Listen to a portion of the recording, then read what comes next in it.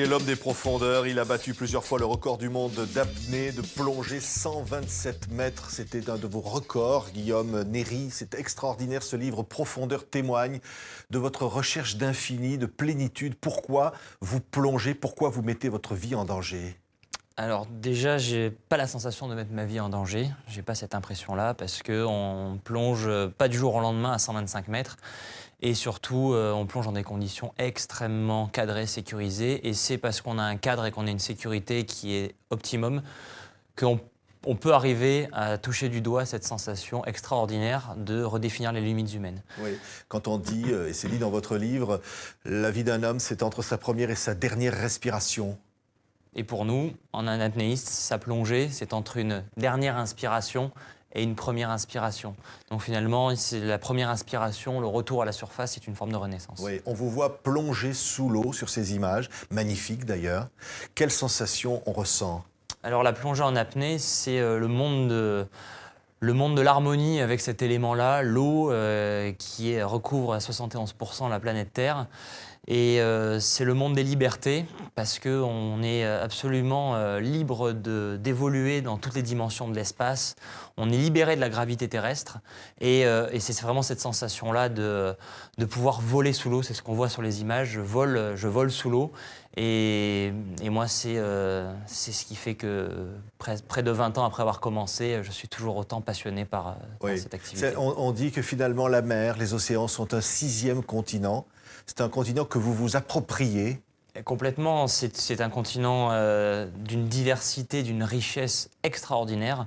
Il n'y a pas une seule mer, un seul océan, il y a des milliers et des milliers de formes de vie différentes selon où on plonge. J'ai la chance d'avoir plongé un peu partout dans le monde.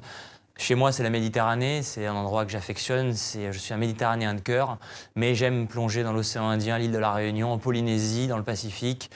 Aux Bahamas, un peu partout dans le monde, et chaque endroit a une forme de magie. Oui, chaque endroit ne ressemble pas à l'autre, chaque océan est unique. Effectivement, chaque endroit où on plonge, il y a des émotions différentes, une clarté, une couleur de l'eau différente, une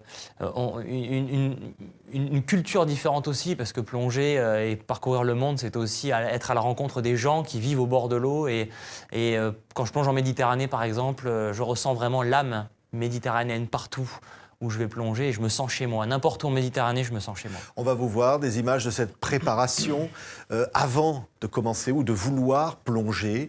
C'est une sorte de voyage intérieur que l'on s'apprête à faire. Exactement. L'apnée, j'ai toujours appelé ça un voyage intérieur ou une forme de méditation. La méditation, c'est être à l'écoute de son corps et ne pas être tourné vers l'extérieur, mais être centré sur l'intérieur. Et donc, quand on se prépare, on commence par faire des exercices de respiration qui nous permettent de vraiment rentrer tout doucement dans cette écoute et cette compréhension de soi. Et quand on est en plongée, quand on est pendant l'apnée, on ne pense à rien d'autre. Le mental est concentré sur ce qui se passe à l'intérieur du corps. Oui, et Guillaume Néry, pourquoi tout cela? Vous avez grandi à Nice, cette mer est là, auprès de vous, vous avez eu envie de la découvrir, de l'apprivoiser? En fait, depuis tout petit, mes parents m'amenaient en randonnée en montagne, m'ont toujours amené un peu aux quatre coins de la nature. Et donc, j'ai toujours eu une fascination pour l'exploration. Explorer l'inconnu. J'aimais monter au sommet d'une montagne et voir ce qu'il y avait derrière.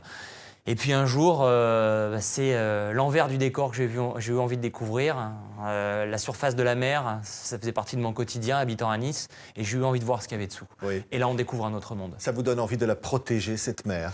Évidemment, évidemment. Le fait de parcourir les océans et les mers du monde entier, on sent un vrai attachement. Je pense que l'être humain est lié viscéralement et toute forme de vie est lié à l'océan qui est un peu notre mère à tous. Et ça fait un peu partie de mon devoir aussi au travers des films. C'est pour ça que je fais des films aussi, au travers d'un livre, au travers des discours. C'est un environnement que l'on doit respecter avec beaucoup d'humilité. Et je pense que si on protège la mer, on protège l'océan, on protège un peu notre humanité. Qu'est-ce qu'on a en soi quand on est à 125 mètres sous l'eau et que l'on ne respire plus? Alors, quand on est à 125 mètres sous l'eau, quand on réalise, c'est un endroit qui est très hostile. Il fait froid, Il n'y a quasiment plus de lumière, la pression est énorme et pourtant on a un petit moment d'éternité où on n'a pas envie de respirer. C'est vrai j'ai absolument pas envie de respirer quand je suis à 125 mètres de fond et on a envie de profiter de cet instant qui est éphémère, qui est très bref, pendant lequel on est à un endroit où on n'a rien à faire et pourtant on est bien. Et on se sent un peu... moi je dis toujours que je me sens un peu comme Neil Armstrong qui plante le drapeau sur la Lune ou comme un alpiniste qui pour la première fois arrive au sommet de l'Everest, Edmund Hillary. C'est un peu ces sensations-là qu'on peut ressentir. Être dans l'exploration, dans l'inconnu, témoigner, remonter pour partager avec les autres. Oui, 125, 127, on peut aller encore plus profond sans risquer d'atteindre ou de dépasser les limites humaines. C'est un peu ça notre quête des apnéistes. Nous sommes des explorateurs des temps modernes et on avance pas à pas, c'est très progressif. D'une année sur l'autre, on gagne 1, 2, 3 mètres maximum. Ça demande beaucoup de travail. Et du coup, si on respecte cette adaptation-là, si on progresse lentement, si on sait être à l'écoute de son corps, on peut vraiment se préserver et rester en toute sécurité. Et la limite, on ne peut pas savoir ce qu'elle est aujourd'hui. Il y a un danger, comme je le disais dès le début. On peut mourir. Le danger, il est n'importe où, n'importe quand. N'importe quelle activité peut être dangereuse si on la pratique n'importe comment. Et c'est pareil pour l'apnée. Si on pratique, les téléspectateurs nous regardent et se disent « Tiens, je vais essayer l'apnée tout seul dans mon coin et je vais voir quel est mon record personnel », là oui, on se met en danger.